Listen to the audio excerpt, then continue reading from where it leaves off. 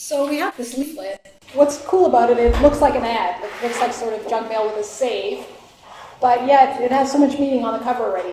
And it has 9 boxes, and I think it's really representative of who we are.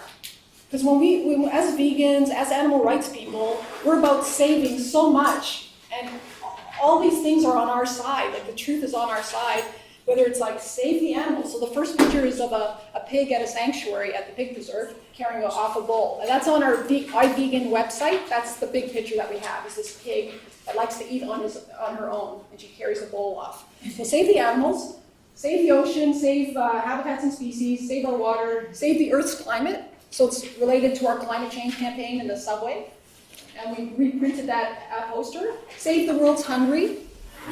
Save your heart, save money. It's more about how to go vegan and then why to go vegan. So the first part is just how to go vegan. Like, where do I get my protein? Where do I get my calcium? What about B12? And then the second half is about saving animals, saving the environment. And the last part is save your conscience box. And I thought we should leave that last because it's sort of the most important one. We want to get people at a deep level.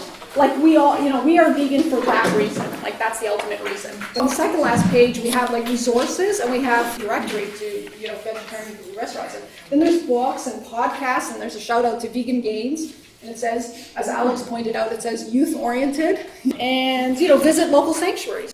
So it's all good stuff. Last page is what you can do. And so this is important for you when you're going door to door.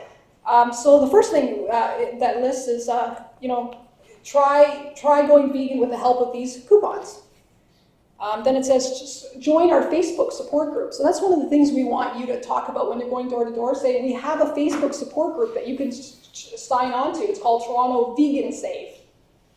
And it will be an opportunity for people to learn about updates, learn recipes, ask questions, and enter this community, this very supportive, altruistic, kind community.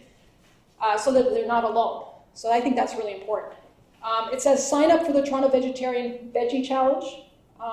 They provide vegan recipes every day. So it's another way of feeling that you're being supported. And then it says follow us on Instagram and Twitter. Visit iVegan for more info. Our iVegan website is very informative on a number of issues such as how to go vegan, and if you have on vegan athletes, on children that are vegan, and so forth. I like the photos that are also on the second last page. We use some of We Animals photos that also are very representative of the diversity in our community. So I thought the photos are important, and there's also photos of the cows and the transport trucks. So we try to think of all these things which sort of are important in a community organizing approach. And the other thing I wanted to say is why this campaign is so important. So when Toronto Pig Safe started, we did 3 vigils a week as of July 2011, so it will be almost 5 years. And we use a community organizing approach. A community organizing approach requires you to be on the ground regularly. So you don't do things once a year or 3 times a year or 5 times a year. You're there all the time, like a lot.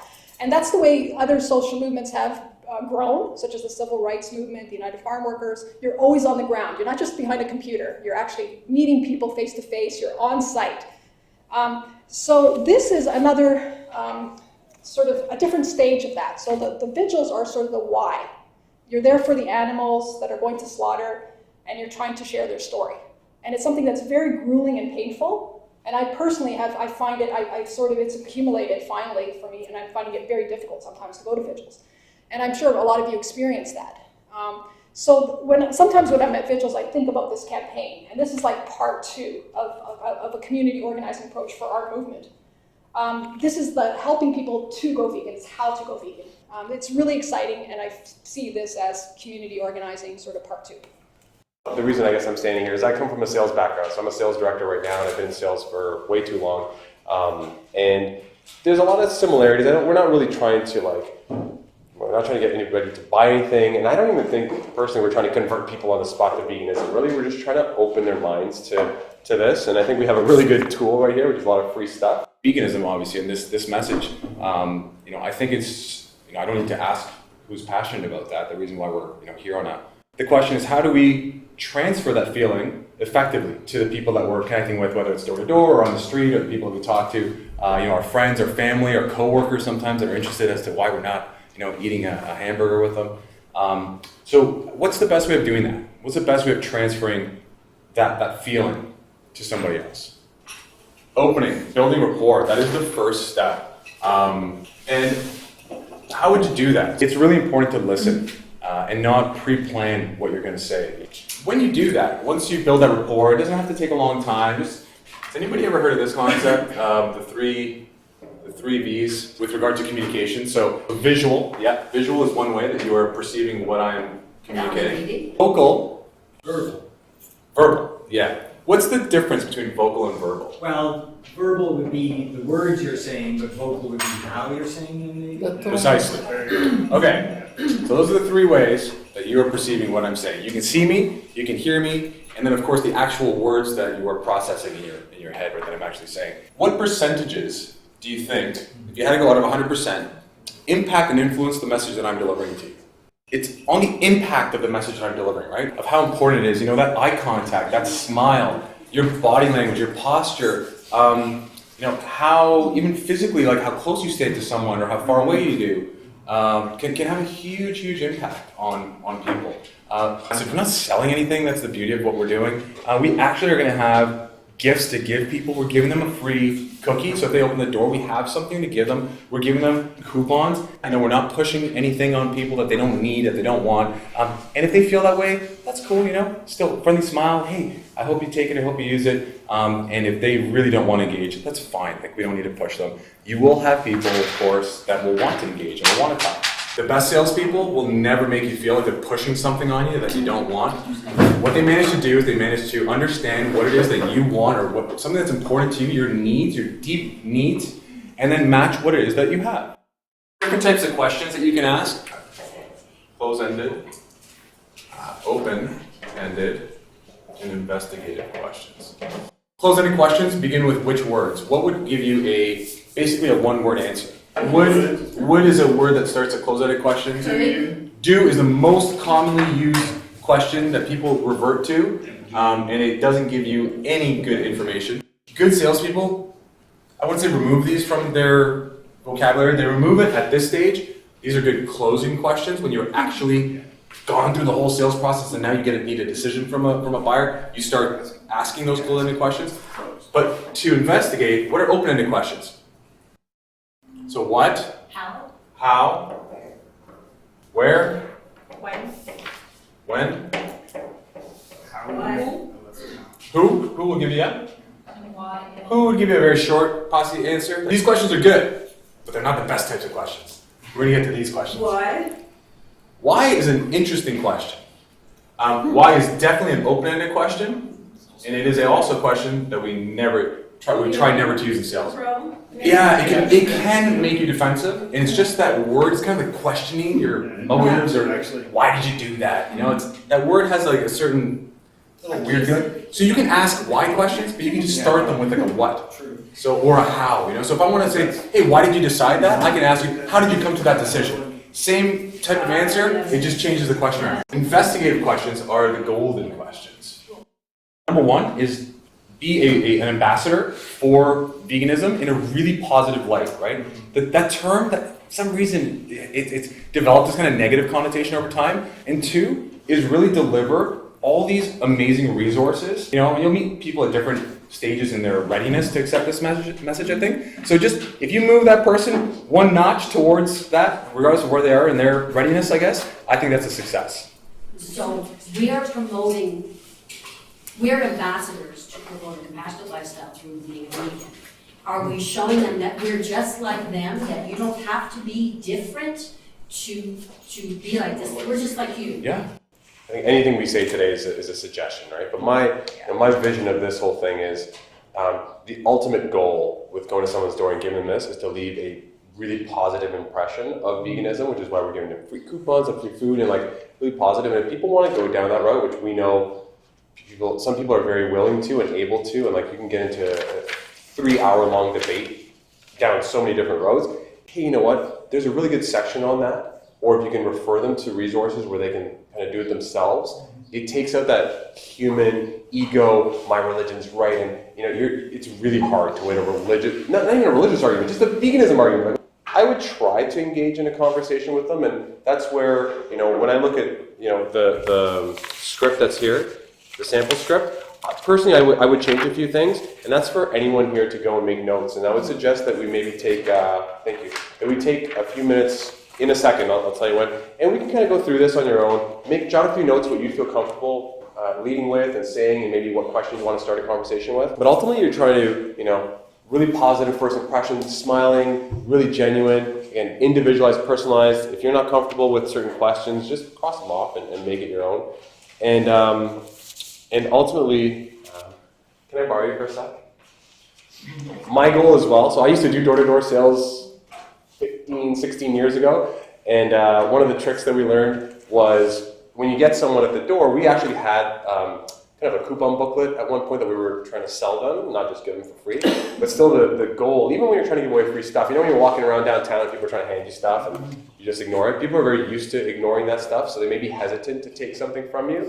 But when you put it right into their, I kind of hit you with it, I didn't mean to hit you with it, but when you put it right into their abdomen area, it's in their personal space and they're much more likely to grab it. So even when you're walking down the street, if you're flyering people, if that's your job, if you put it right in front, it's a lot harder for people not to take it because you're putting it, here you go, you're so close to them, they don't have that option to be it's much more awkward. So I would just put it right into them, say, here, we're just giving out some, we're just giving out some free coupons, put it in their hand, and then once they have it, it's also hard for them to walk away because they have something that, they still believe belongs to you, even though you're giving it to them and they will end up keeping it. And you might be engaged in a conversation. I would really, really personally try and stay away from any sort of confrontational stuff. If somebody really says, I hate vegans, I keep it in a light, funny tone. I'm like, why is that? Do you know any really, any really bad vegans or anything like that? But ultimately, I don't want to jeopardize the positivity of that interaction for anything else. I'd rather leave them with a smile and say, okay, sorry, but there's some free food in there anyway. And there's so much good info in here that it wouldn't press that. But then you'll get people that are really excited to talk to you and may want to debate a little bit. A lot of the stuff that one of the main things that scares salespeople, I think, is objections. Is when people,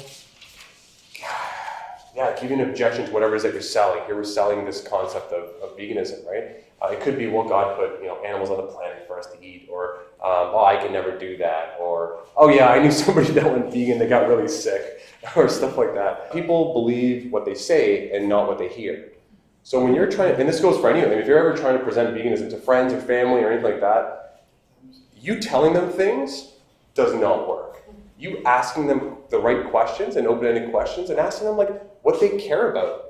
For example, there's 9 awesome things on here. I would try that out. I haven't really thought of this, but I would try it out and say, hey, you know what? These are kind of the things that most vegans go, vegan for. Take a look at these. What's important to you? And how to give, once they have it in their hands, say, what's important to you here, right? There's got to be something that's important to them. Their health, the environment, there's got to be one thing that they care about. When they point it out, the last thing you want to do is start talking about it. Oh, water, great. Let me tell you about why, veganism. No, why is water important to you? Right? Tell me about that. Why is that one specifically important to you over the other 8? Or I might also ask them, oh, yeah, water. That's a really popular one. What else is important to you on here?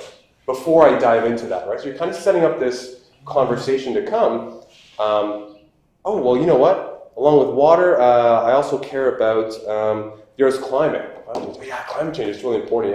Yeah, a lot of people choose that one as well. Anything else on there that's important to you, or is it just kind of those 2 that stand out to you? Yeah, maybe just those 2. Great. So let's talk about water first. Why is that important to you? Now I'm going to start asking them questions about what they care about, and you're going to find out a lot of things that you don't know about them and why they care about water. And then when you have enough information, you can really narrow down and present that specific thing, why that's important to them specifically. Maybe, who knows what it is? Maybe they went on a volunteer trip to Africa when they were younger and they realized the importance of water or something. And again, you can take a conversation so many different ways. Oh, you were in Africa. Oh, tell me about that experience. Maybe they care about hey, you know what? The world's hungry. Oh yeah, I missed that one. That's an important one too. You never know, but asking questions gets you a lot of information.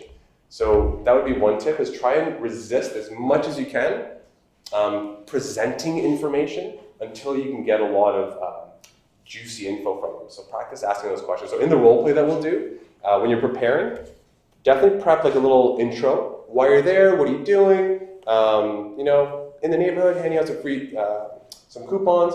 What I might say to make it really casual is like, you know, I was just going door to door and dropping off flyers, but I thought I'd knock and see if anyone was home just so I could hand deliver it to you, you know? So here you go. Something like that, like really casual, like I'm not, you know, I don't know, just, you might have a little casual thing that you open with, and then, yeah, then just engage in the conversation. So maybe kind of give yourself a little bit of an opening, some open-ended questions that you might want to ask about that.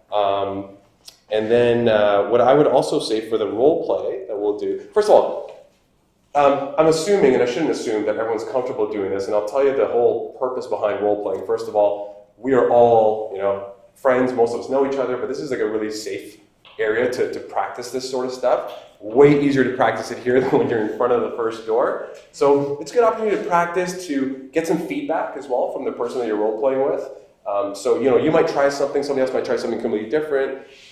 When you're done your role play, definitely take time to debrief and allow the person that you're interacting with to provide feedback, give you some suggestions.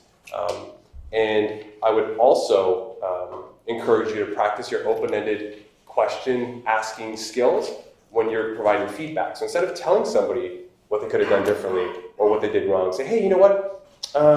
You know, and maybe you can take some notes as they're talking. Say, you know what, you asked this question. Maybe it was a closed-ended question. What do you think you could have asked instead to get more information? And let them kind of come up with, again, people believe what they say, not what they hear. So let them come up with their answers and kind of help guide them in that coaching session as well. So, and it gives you a chance to practice your open-ended question asking skills as well. We have a sample canvassing script on the back of the tips. And again, this is just guidance. Alex had the hugely important thing last time, that you don't read from a script, you do what comes natural to you. So although this gives you some guidance and it says hello, you might prefer to say hey, or hi, or hey, how you doing? You know, that sort of thing, and be more relaxed about it. But research from DXE is kind of showing us that it's good to ask a question from people and say, okay, maybe I'm going to pose a question, and you could be thinking about it, and then ask them like a follow-up question after you've done your chat with certain aspects of this. So we say here, is there one particular thing that you would like to explore, because you're showing them the front cover and you're saying, okay, oceans, hungry, conscience. And then if they're looking at it for a second, is there one particular thing? They'll say water. And then after you've done that, you know, now at the end of all that, you might be able to say to them, okay, well, you were concerned about water. Can you see now that a vegan lifestyle or diet, however you prefer to say it, is actually going to make a difference? And then as they're kind of chewing the question over in their minds, and then the ask at the end, it might help to cement what you just said to them. Okay. You know, when you're doing your role play and you have a one-line opener, because we're all keen on knowing, what do I open with? So if you've got a great one that comes to mind, jot it down. What I would suggest is not getting into discussions about religion. You will never win. If someone knows their Bible and they really want to quote the Bible, like you say, that's great. I really respect your view. Thank you so much. I'm going to leave this with you, and then, yeah, any questions they can follow up. Yeah, so don't get into anything too complicated.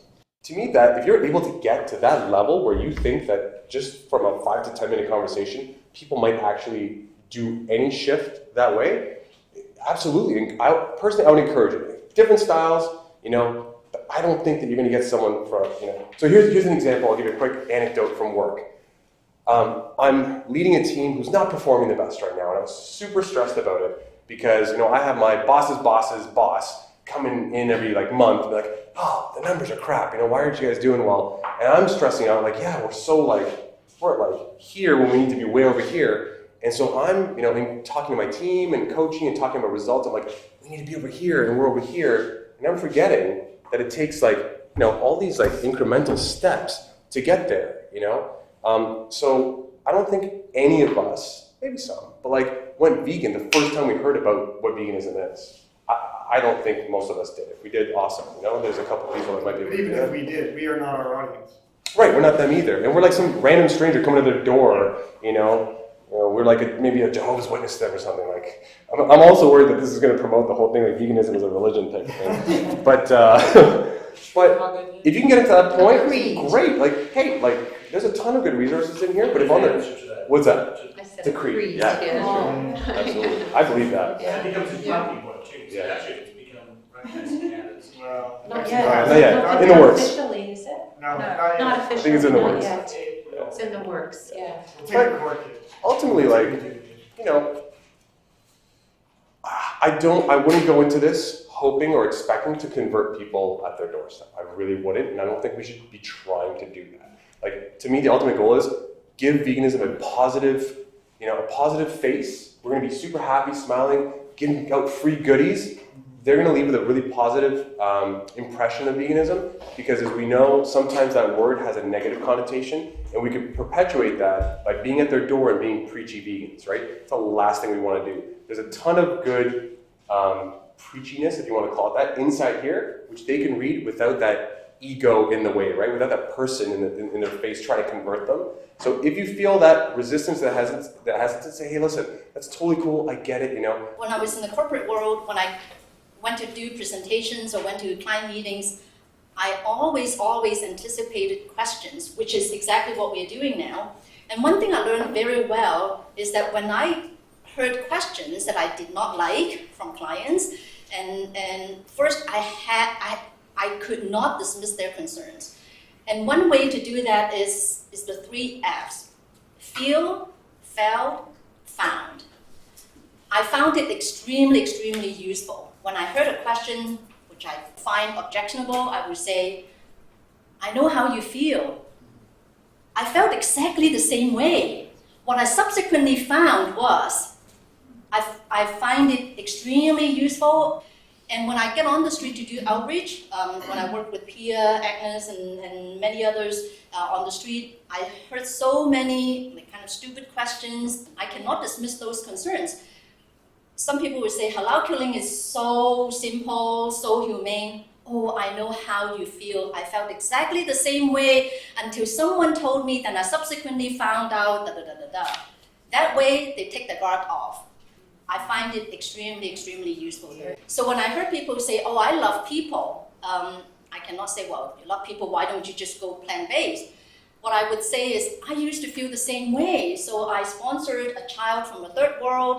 I gave them $20 every month. Then someone told me, when I did that, using one hand handing out $20, I used another hand to grab away the precious grains and crops away from them, causing them to starve. And do you know, I subsequently found out that 6 million children die of starvation every single year. So again, I use my own experience to tell them these things that I would like them to know. They could not criticize me for saying these things because I'm just saying it from my own experience.